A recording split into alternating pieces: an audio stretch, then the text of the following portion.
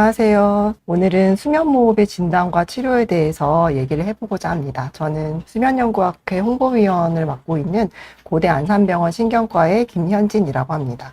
오늘 얘기를 같이 나눌 교수님을 한 분 더 모셨는데요. 성빈센트 병원 신경과의 황윤화 교수님을 모셨습니다. 교수님 안녕하세요. 네, 안녕하세요. 네. 수면질환 중에 사실 제일 흔하고 많은 질환이기는 한데요. 이게 또 의외로 좀 다양한 증상으로 이제 질환이 발현될 수 있고, 정확한 검사를 위해서는 꽤나 자세한 검사가 좀 필요한 질환이라서 여기에 대해서 조금 차근차근히 이야기를 나눠보고자 합니다. 교수님, 수면무호흡은 어떤 질환이죠?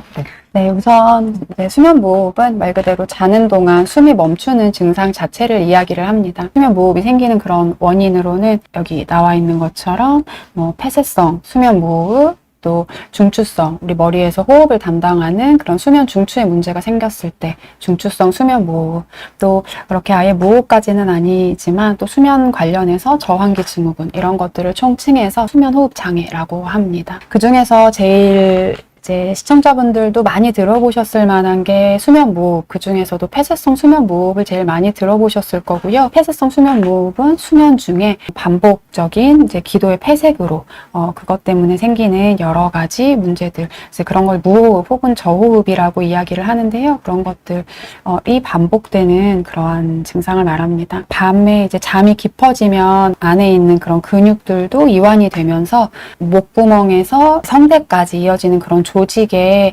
탄력도 이런 것에도 변화가 생기고, 그래서 그런 게 좁아지면서 공기가 그 좁은 공간을 통과하지 못하는 순간이 생기고요. 이런 것들이 계속 밤 동안 반복이 되는 그런 것을 우리가 수면무호흡이라고 합니다. 대부분의 이제 사람들은 이제 아무리 깊은 잠을 자도 기본적인 호흡을 위한 이런 구조물들이 그렇게 무호흡이 생길 정도로 막히지는 않아야 되는데, 이제 여러 가지 원인에 의해서 나이가 든다든지 비만이 조금 심각해진다든지 아니면 다른 여러 가지 원인에 의해서 특히 수면 중에 깊은 잠에 빠져들었을 때 최소한의 기본 호흡을 유지하기 위한 그 기도가 조금 유지되지 않으면서 폐색이 되는 거를 이제 수면 무호흡 질환 중에서도 가장 흔한 폐색성 수면 무호흡이라고 이제 할 수가 있겠습니다. 그래서 수면 무호흡이 있으면 선생님 대표적으로 어떤 증상들이 나타날 수 있을까요? 네, 주로 병원에 많이 찾아오게 되는 그런 이유는 이제 코골이가 있다, 혹은 낮에 많이 졸립다, 또 집중력이 좀 떨어지는 것 같다, 혹은 이제 저희는 신경과이다 보니 어지럽다, 머리가 아프다 이런 것들로도 많이 내원을 하시는데요. 어떻게 보면 좀 비특이적인 흔한 증상들도 원인을 찾고 찾아보면 수면 질환이 문제인 경우도 굉장히 많습니다. 그래서 앞서 말씀 주신 것처럼 우리 몸 안에서 여러 가지 문제를 일으키는 이제 그런 수면 무호흡이 해결이 잘 안 된다면 결국 이런 환자들이 찾아오게 된 증상들도 해결이 안 될 테고, 특히나 영향을 일상생활에 많이 주는 건 낮졸림, 주간졸림 증상이 호전이 안 된 상태에서 지내게 되면 집중력도 떨어지고, 그래서 업무나 일상생활에서의 효율도 많이 떨어지게 됩니다. 저는 제 환자 중에 한 분은 졸음운전하다가 사고 냈다고 할 정도로 심각한 주간졸림증이나 집중력 저하를 일으키는 경우도 의외로 좀 있어서요. 네. 그래서 그런 것들이 많이 좀 주 증상이 되는 것 같습니다. 네. 그런데 이런 것들이 지금 아까 말씀드렸듯이 매일 밤 자면서 만성적으로 일어나게 되면 그냥 단순히 이렇게 피곤하고 이런 거에서 그치는 게 아니라 장기적으로도 굉장히 다양한 질환의 원인이 될 수도 있다고 알려져 있잖아요. 앞서 말씀 주셨던 그런 몸 안에 일어나는 변화들이 누적이 되면 고혈압, 이제 혈관 스트레스들이 많아지면서 고혈압이 생기기도 하고 당뇨도 더 심해진다고 알려져 있고요. 이런 동맥경화성 질환의 원인이 되는 질환 자체도 심해지고, 그래서 무호흡도 이런 동맥경화성 질환, 특히나 뇌졸중, 심근경색 이렇게 우리 몸의 중요한 혈관을 막게 만드는 그러한 결과를 초래하기도 합니다. 또 최근에 연구들을 해보면 치매의 원인이 되는 물질, 우리 뇌에 어떤 물질들이 축적이 되면서 이제 치매로 발전을 한다라고 저희가 생각을 하는데요.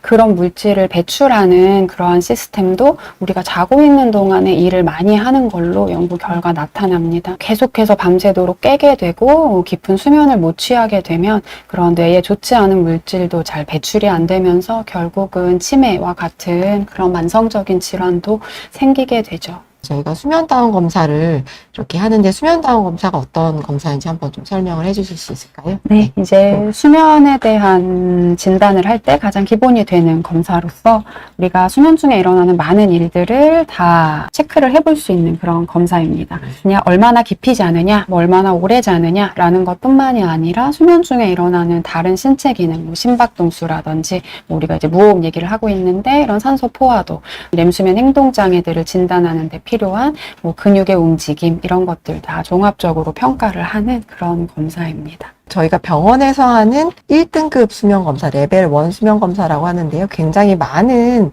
센서를 이제 머리부터 이제 다리의 근육까지 붙이게 되거든요. 어떤 전극들을 붙여서 어떤 분석을 하게 되는지 한번 말씀 주시겠어요? 정말 많은 것들을 붙이게 됩니다. 머리에는 뇌 각성도, 지금 뇌가 얼마나 깊이 잠들었나 이런 것들을 보는데 기본적으로 필요한 뇌파, 전극을 붙이게 되고요. 또 우리 다른 호흡량, 우리 무호흡에 제일 중요하겠죠. 그런 호흡량을 측정하기 위한 호흡 센서를 또 코에 이렇게 끼우게 됩니다. 그리고 심장이 뛰는 이제 그걸 보기 위해서 심전도를 붙이게 되고요. 가슴하고 배에는 벨트를 채웁니다. 그래서 우리가 호흡을 하려는 노력이 얼마나 있는가를 이 벨트에서 나오는 그러한 내용들로 평가를 하게 되고, 혈중 산소 포화도 밤새도록 계속 체크를 하게 되고요.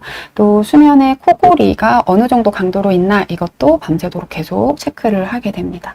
또 턱, 또 눈 움직임, 그리고 팔, 다리에도 근전도 스티커를 붙여서 이런 움직임을 평가를 하게 되고요. 저희가 이제 보통 6, 7시간씩 주무신다고 하면 그 주무시는 6, 7시간을 30초 단위로 나눠서 이렇게 다 분석을 합니다. 30초 단위로 그걸 다 끊어서 그때 뇌파가 어떤지, 호흡이 어떤지, 움직임이 어떤지, 뭐 다리를 뭐 떴는지, 뭐 렘수면 때 뭐 근육이 다 풀어지면서 정말 깊게 주무시는지 뭐 이런 걸 포함해서 종합적으로 해서 6, 7시간 동안 주무신 거를 30초 단위로 저희가 분석을 해서 결과표를 내게 되고요. 그거를 좀 전문의가 종합적으로 판단을 해서 이분이 뭐 주로 수면무호흡이 있는지 아니면 뭐 다른 뭐 렘수면 행동장애가 있는지, 뭐 수면무호흡이 있을 때 폐색성 수면무호흡인지 아니면 뭐 중추성 수면무호흡인지 뭐 그런 수면무호흡의 종류 이런 걸 감별하는 데 있어서도 이런 수면다운 검사가 굉장히 중요한 역할을 하게 됩니다. 수면다운 검사를 받아서 수면무호흡이 이렇게 진단이 되게 되면 치료를 받아야 되잖아요. 그래서 치료는 제일 기본적으로 어떻게 하는지에 대해서 조금 말씀을 드려야 될 것 같은데요. 제일 기본적으로는 양압기 치료, 특별히 고안된 마스크를 가지고 거기를 통해서 공기를 주입을 해서 좁아져서 공기가 통과하지 못하는 그런 폐색성 수면 무호흡일 때 좁은 기도를 다시 열어줘서 수면 그 호흡을 할 수 있도록 도와주는 그런 기계입니다. 저는 그런 폐색성 수면 무호흡 치료에서는 이런 양압기 치료가 제일 기본 치료입니다. 오늘 좋은 강의 준비해 주신 황인아 교수님도 너무 감사드립니다. 감사합니다. 감사합니다. 네.